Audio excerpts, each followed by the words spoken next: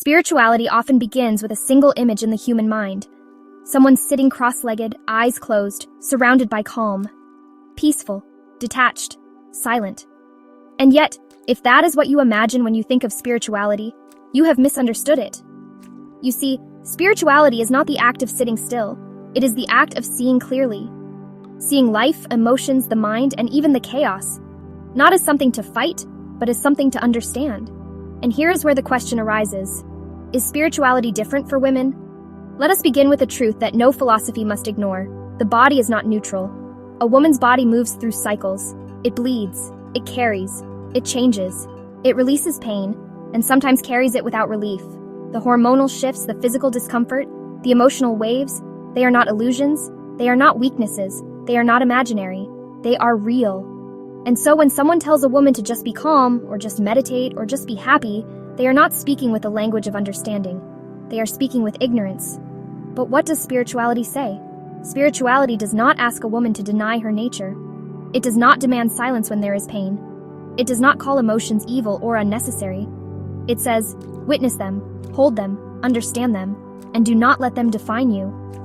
You see, a woman going through her cycle may feel rage, irritation, sadness, tiredness, all at once.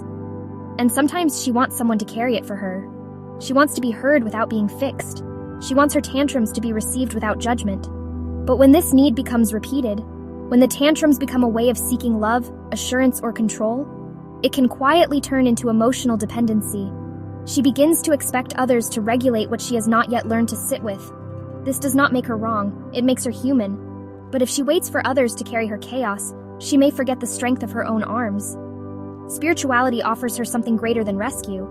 It offers her the path to inner resilience, to learning the language of her own storms, and to discovering that her deepest peace will not come from being held by others, but from finally holding herself. That is not weakness. That is not drama. That is humanity seeking communion. But here's the divine secret. Your emotions are not you. Your body's discomfort is not your identity. And your mood is not your essence. Spirituality, true spirituality, is not about denying the storm. It is about finding the sky beyond the storm. And yes, for a woman, the storm may come every month. The waves may rise and fall without her consent.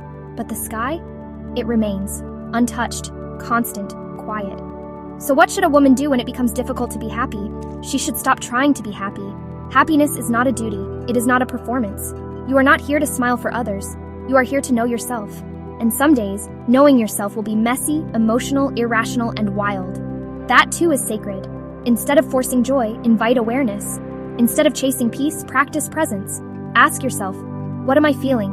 Where does it hurt? What needs to be held, not fixed? Cry if you must. Scream if you must. But do not abandon your own depth. Because the woman who knows her own shadow becomes the light.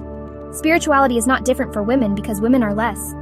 It is different because women carry more emotion, more change, more expectations, more biology.